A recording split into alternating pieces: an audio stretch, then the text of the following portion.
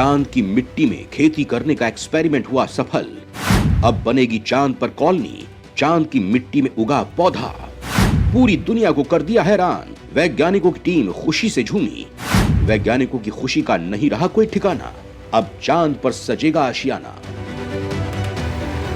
दोस्तों, दशकों तक एक्सपेरिमेंट करने के बाद, कई असफलताओं के बाद चांद की मिट्टी पर आखिर वैज्ञानिकों ने पौधा उगा ही दिया है और पूरी दुनिया को हैरान कर दिया है। वैज्ञानिकों की खुशी का कोई ठिकाना नहीं है, क्योंकि कई दशकों से वैज्ञानिक चांद की भूमि पर जीवन खोज रहे थे और अब यह साबित हो चुका है कि चांद पर पौधों का जीवन अब पॉसिबल है।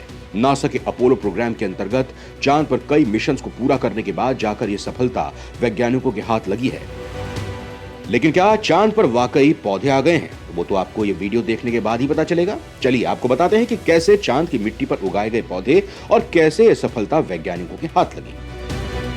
दोस्तों, वैज्ञानिक चांद पर गए जरूर थे, लेकिन ये बिल्कुल भी पॉसिबल नहीं था कि वो चांद पर पौधा उगाएं और वहां रुककर उसे हम ऑब्जर्व करें। केवल कुछ पलों के लिए ही चांद की सतह पर इंसान रुक सकता है, लेकिन नासा के वैज्ञानिक अपने अपोलो मिशन के दौरान कुल मिलाकर 382 ग्राम मिट्टी वहां से लेकर आए थे। उसे ल्यूनर सॉइल कहा जाता है। इस मिट्टी के ऊपर अलग अलग लैब में बहुत से एक्सपेरिमेंट किए गए। इन्हीं एक्सपेरिमेंट में से एक है चांद की मिट्टी पर पौधे उगाना। इसके बारे में एक स्टडी को कम्युनिकेशन बायोलॉजी जर्नल में पब्लिश किया गया, जिसमें वैज्ञानिकों ने बताया कि ल्यूनर सॉइल में पौधा उगाने के लिए पृथ्वी की हवा और पानी का इस्तेमाल किया गया था। सिर्फ 12 ग्राम मिट्टी को ट्यूब्स में डालकर एक्सपेरिमेंट किया गया था। इस 12 ग्राम मिट्टी को अमेरिका में यूनिवर्सिटी ऑफ फ्लोरिडा के वैज्ञानिकों ने नासा से उधार लिया था। इस ल्यूनर सॉइल का साइंटिफिक नाम रेजोलिथ रखा गया और इस चांद की मिट्टी में अरबीडोप्सिस थिलियाना नाम के प्लांट्स के सीड्स डाले गए थे। ये कफूल का पौधा है, एशिया, यूरोप और अफ्रीका के कुछ पार्ट्स में पाया जाता है। वैज्ञानिकों को यह पहले से मालूम था कि चांद की मिट्टी में बहुत कम न्यूट्रिएंट्स मौजूद होंगे और ये पुअर सॉइल है। इस वजह से इसमें प्लांट सरवाइव नहीं कर सकते। 2 कंटेनर्स में पौधे लगाए, यानी इस एक्सपेरिमेंट में 2 एक्सपेरिमेंट शामिल थे। एक कंटेनर में अर्थ की सॉइल में बीज बोए गए, जो कि एक कंट्रोल एक्सपेरिमेंट था, और एक एक्सपेरिमेंट में ल्यूनर सॉइल में बीज बोए गए। वैज्ञानिक भी प्लांट्स की ग्रोथ देखकर हैरान थे। केवल 2 दिनों में ही बहुत छोटी ग्रीन लीफ दिखाई देने लगी थी और 6 दिनों में ही ये ग्रीन लीव्स प्रॉपरली विजिबल हो गई थी। लेकिन छठे दिन के बाद ल्यूनर सॉइल रेजोलिथ वाले पौधे की ग्रोथ रुक गई। ये ल्यूनर सॉइल पौधे को न्यूट्रिएंट्स प्रोवाइड करने के लिए कम थे और अर्थ सॉइल वाला पौधा अभी भी ग्रो कर रहा था। ल्यूनर सॉइल वाला पौधा ग्रो तो नहीं हुआ, लेकिन वो सरवाइव करता और 20 दिनों के बाद उसे हार्वेस्ट कर लिया गया। सैडली ल्यूनर सॉइल वाले पौधे ने उतनी ग्रोथ नहीं दिखाई जितनी उसके ऊपर कोई फूड ग्रो करने के लिए होनी चाहिए थी। पर फिर भी ये वैज्ञानिकों के लिए बहुत बड़ी जीत थी, क्योंकि पहली बार एक उम्मीद की किरण दिखाई दी कि चांद की सतह पर भी पौधे उगाए जा सकते हैं। ये मून पर फूड ग्रो करने की तरफ पहला कदम था। इस सफलता के बाद नासा ने 2024 में एक प्रोग्राम के अंतर्गत चांद पर उतरने का प्लान बनाया है, लेकिन कुछ समस्याओं की वजह से अब यह मिशन 2026 तक पोस्टपोन कर दिया गया है। इस मिशन के अंतर्गत एस्ट्रोनॉट्स चांद की सतह पर कदम रखेंगे और वहां से सॉइल सैंपल लेकर आएंगे, ताकि और भी फसलों पर एक्सपेरिमेंट किया जा सके और पता लगाया जा सके कि कौन सी फसलें चांद पर उगाई जा सकती हैं। वैसे तो क्वालिटी वाइज चांद की मिट्टी अपनी नेचुरल स्टेट में पृथ्वी की मिट्टी के मुकाबले बहुत खराब क्वालिटी की है, अगर किसी चीज को उगाने की बात की जाए तो। लेकिन कुछ एक्सपेरिमेंट के जरिए चांद की मिट्टी को पौधे उगाने के लिए सूटेबल बनाया जा सकता है और वैज्ञानिकों का मानना है कि चांद पर ऐसे और भी मटेरियल हो सकते हैं जो मिट्टी को हेल्दी बनाने में और हेल्दी प्लांट्स लगाने में मददगार हो सकते हैं। दोस्तों, इस प्रोग्राम के अंतर्गत कंडक्ट किए जाने वाले इस मिशन के लिए ल्यूनर लैंडिंग व्हीकल बनाने के लिए एलन मस्क की कंपनी स्पेस एक्स के साथ कोलैबोरेशन किया गया है। इस मिशन से पहले एक टेस्ट फ्लाइट को चांद पर भेजा जाएगा, जो 3 हफ्ते के लिए चांद पर रुकेगी और उसके बाद एस्ट्रोनॉट्स को चांद के साउथ पोल पर लैंड कराया जाएगा, क्योंकि चांद के इस हिस्से पर सूरज की रोशनी नहीं पड़ती और वैज्ञानिकों को लगता है कि यहाँ ऐसे वाटर आइस क्रैटर्स हो सकते हैं जो रॉकेट फ्यूल की तरह इस्तेमाल किए जा सकते हैं। अगर ऐसा हुआ तो रॉकेट के लिए अर्थ से फ्यूल को ट्रांसपोर्ट नहीं करना पड़ेगा, जिससे चांद तक पहुंचने की कॉस्ट काफी कम हो जाएगी। प्लांट्स और फूड्स को चांद पर उगाने के बाद फ्यूल का भी चांद पर मौजूद होना स्पेसएक्स ऑपरेशन के लिए और मून को सेल्फ सफिशिएंट बनाने के लिए दूसरा सक्सेसफुल स्टेप होगा। चांद की तरह मार्स को भी लाइफ डिस्कवर करने के लिए एक सही प्लैनेट माना जा रहा है। अभी यहां लिविंग एनवायरनमेंट नहीं है, लेकिन वैज्ञानिकों ने साबित किया है कि सही इंजीनियरिंग और कंट्रोल लिविंग कंडीशंस के साथ मार्स को इंसान का नया घर बनाया जा सकता है। यहां भी अर्थ से मिलते जुलते ग्रेविटी है और इसीलिए यहां कंट्रोल इंफ्रास्ट्रक्चर बिल्ड करके यहां रहा भी जा सकता है। यहां का एक दिन भी पृथ्वी के एक दिन से केवल 40 मिनट बड़ा है।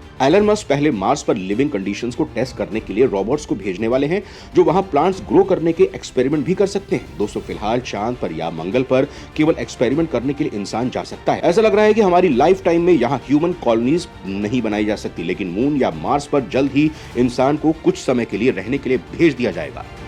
दोस्तों, नासा के एक्सपेक्टेड प्लान में से एक प्लान ये भी है कि मार्स डोम लाइक लिविंग स्पेस बनाकर वैज्ञानिक वहां रुकेंगे और वहां से चांद पर जाकर एक्सपेरिमेंट करेंगे, क्योंकि चांद पर जो ग्रेविटेशनल फोर्स है वो अर्थ की ग्रेविटेशनल फोर्स का छठा हिस्सा मात्र है।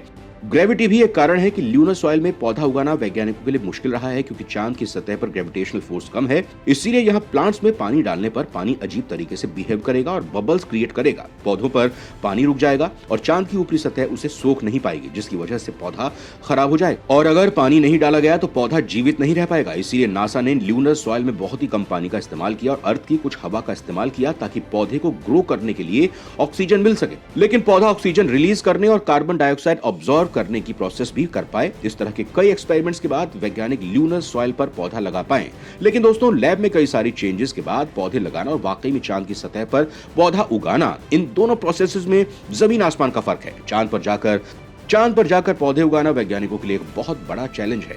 वैसे जनवरी 2022 में चाइना ने यह दावा किया था कि उन्होंने चांद की डार्क साइड पर अपना चैंग E4 स्पेसक्राफ्ट लैंड करवाया है। इसमें चांद पर पौधे उगाने का एक्सपेरिमेंट किया गया था और यहाँ कॉटन, रापेसीड और पोटैटो सीडलिंग सबके बीच इस चांद E4 गैनेस्टर के अंदर स्प्रेड हो चुके हैं। चाइना का दावा है कि वो चांद पर पौधे उगाने में सफल हो चुका है, लेकिन ज्यादातर वैज्ञानिकों को चांद के इस दावे पर यकीन नहीं है। दोस्तों, वैज्ञानिक अपनी लैब्स में जीरो ग्रेविटी पर पौधे लगाने के एक्सपेरिमेंट भी कर रहे हैं, ताकि चांद पर फूड ग्रो किया जा सके। सबसे बड़ी बात तो यह है कि अगर हम इंसान चांद पर खाना उगा पाने में, खेती करने में सक्सेसफुल हो पाए तो इससे दो चीजें होंगी।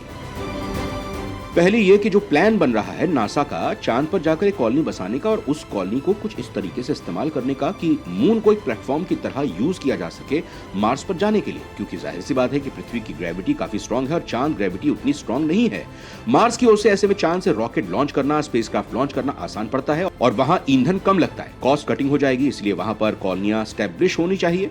जब कॉलोनियां वहां बनेंगी तो वहां के लोगों के लिए खाने पीने की चीजों को रोजाना धरती से चांद पर तो नहीं पहुंचा जा सकता। इसीलिए अगर चांद की धरती से ही अगर खाना उगाया जा सके तो सारे वैज्ञानिकों के लिए, एस्ट्रोनॉट्स के लिए और सारे अंतरिक्ष के लिए एक बहुत बड़ी सफलता होगी। लेकिन उससे भी बड़ी बात जो होगी और जो दूसरी कामयाबी की हम बात करें, दूसरी बड़ी उपलब्धि ये होगी कि अगर पेड़ पौधे चांद की सतह पर उगने लगे तो वो तो वहां पर ऑक्सीजन छोड़ने लगेंगे और ऑक्सीजन छोड़ने से चांद को एक एटमॉस्फेयर आने वाले समय में मिल सकता है। अगर बहुत बड़ी मात्रा में चांद पर प्लांटेशन किया जा सकना पॉसिबल हो पाया तो वहां पर ऑक्सीजन की गैस की जो जरूरत है वो बिल्कुल आसानी से पूरी की जा सकती है। कुछ नहीं तो उसे हार्नेस करके सिलेंडर्स के माध्यम से एस्ट्रोनॉट्स इनहेल्स तो कर सकते हैं। अगर वातावरण में वो पूरी तरीके से फैल नहीं सकी, क्योंकि हम जानते हैं कि मून की ग्रेविटी काफी कम है, तो वहां कोई भी गैस टिक नहीं पाएगी, उसका एक वायुमंडल डेवलप नहीं हो पाएगा, वो अंतरिक्ष की ओर स्कैप कर जाएगा।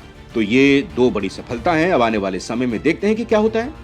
इतना तो है कि बहुत बड़ी सफलता है, चांद की सतह पर खेती करने की शुरुआत हुई है, तो बहुत बड़ी सफलता है। तो दोस्तों, आप अपने विचार हमें कमेंट करके जरूर बताएं। जय हिंद।